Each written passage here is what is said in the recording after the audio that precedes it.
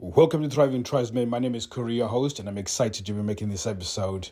So the other day, I was watching a lady on Instagram who's within the manosphere. She helps men become better men, and I've liked the content. I've sort of listened to some of her content, and I love everyone that's within this space, and I want them to succeed. There's a few of them that are way more successful than I am. They've figured out how to do their marketing stuff. Generally, when I just look at them, I'm number one, sleeping giant. And I'm not embarrassed to say so. I am going to be the number one, and I'm going to be the guy who's going to smash all of these guys because I'm a sleeping giant. Obviously, I need to figure out this marketing stuff and get my name out there. But once I figure that out, they won't see it coming. But that it said, I respect all of them. I disagree with some of the things they say because I think it's a bit ridiculous. But I do appreciate the fact that they're putting themselves out there and actually helping men. So while I disagree with some aspects of the things that they teach, I'm grateful that there's these guys out there. So when somebody comes out and speaks terribly about everybody else, I think it's a horrible thing. Now, when I think about coaching, I had a lot of coaching regarding business, and I'm still within coaching, and I get coaching for it. And from the time I started business to now, outgrew different coaches, and I needed those people in order to go to that next level. So, for example, my first ever taste into entrepreneurship was a guy called Ty Lopez, and I remember when he did this is garage, this is Lamborghini in my garage type thing. It was a good advert. He taught me some things about online business. Started thinking about how to make money online, and that was good for me for that time as an entry level. It got me to a point where I understand some concepts of business, and then I got to a point where I needed a different coach, and then it pushed me further and further along. And it just happened over a few years where I'd grow a coach, and then I would need another one, and it's going to be the same for you guys. I might teach you exactly what you need about seduction, how to have frequency of sex within your relationship. You can get that frequency, but by dealing with the sexual frequency, it's going to open up new problems that I might not be able to help you, that you might require another coach. So when I do disagree with some of the coaches, what they say, I do appreciate what they're doing. If somebody came to me and said, I like what you're saying, I like 300 Men program, but it's not for me, I'd rather go and do Keith Yaki's program. Like, okay, yeah, if that's your choice and what you feel is right, go and do that. I think Keith Yaki is a great dude. He does what is best. I disagree with some of the things that he says, but he's somebody who is going to be cool. There's a guy called Jared J. White, incredible human being, does amazing things for men. He's got a program called Wake Up Warrior, and incredible dude. Teaches about business, about becoming a better man. Yes, there's some things that disagree with what he says, but he's somebody that you might need.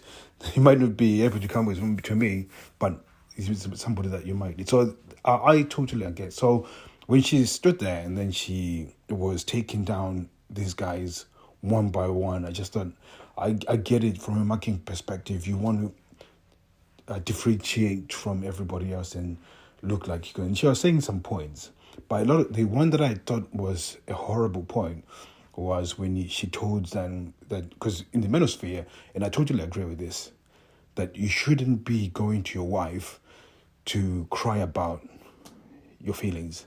Like, that's, fuck no, don't do that fucking shit. That shit will make you sexless for the rest of your life. And she was saying, that's wrong. She was saying, you need to be going to your wife and taking advice from your wife on how to improve the relationship. I was like, fucking hell. That is the worst advice you can give to these guys. Because a large chunk of you, in fact, at least 90% of you guys are within a sexless relationship because you are in relationship with somebody who's emotionally immature and is got no emotional intelligence. So they are high anxiety, really not rational when it comes to emotional feelings. They're avoiding to dealing with the relationship issues.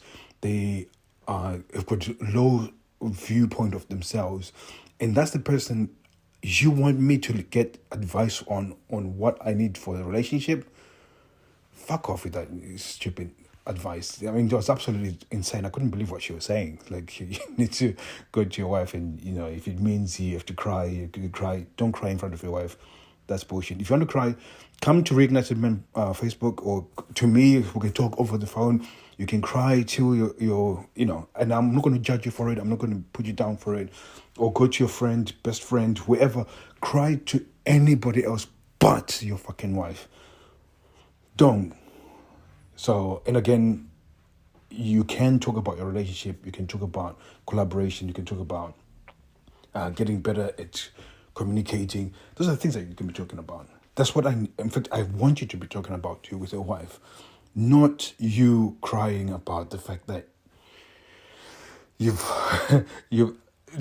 do not do that.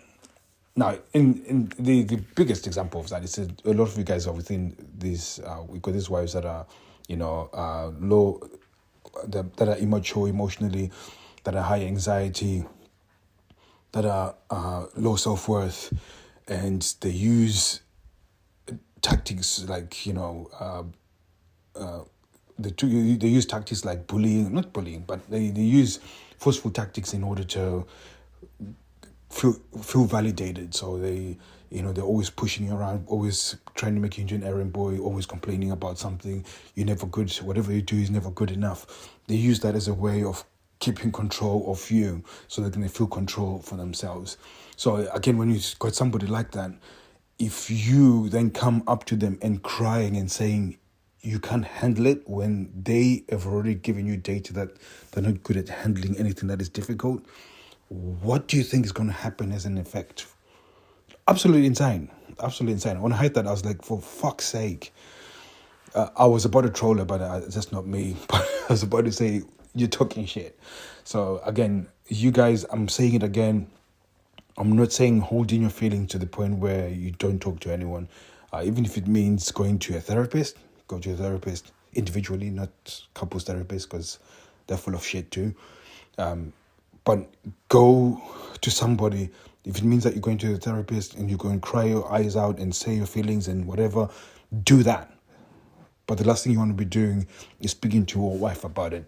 The good measure for it is, and somebody told me this and I thought that was pretty powerful. When you share with a wife, don't share an open wound. Share a scar. Very different. So if you are still hurting and it's still fresh, don't share it. Especially if she's high anxiety and somebody who is volatile emotionally. Don't share a wound. But you can share when you say, you know what, I did a struggle a few months ago and I went through a coach, or I went to counseling, or I did XYZ, and I feel really confident about my next move right now because I've got it under control. That is more valuable as a share to your partner than, woe is me, what the fuck should I do? I mean, nothing screams don't have sex with me than that. Like, that is one of the most horrible things you can do. And a lot of you guys, a few episodes ago, I was talking about never sharing your feelings. Like, don't do that. She doesn't give a shit about your feelings. In fact, she can't relate to what you're going through.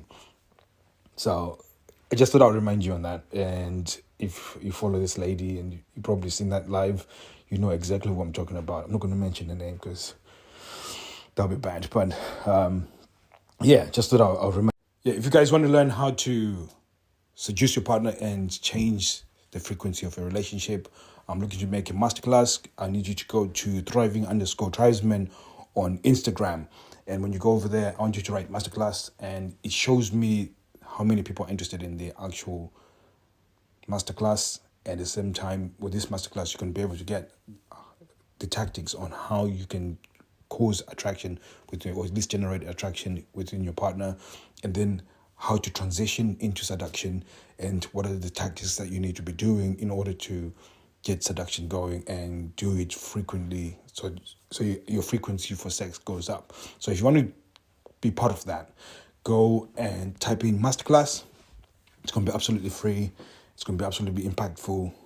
It's going to be through video, so I get to show you step by step what you need to be doing. Also, I'll be doing commentary on some videos that you can look online that I found that are pretty good indicators of what you need to be doing, so you get visuals as well on how to do this. So thank you very much, guys. I'll be speaking to you guys soon. Take care.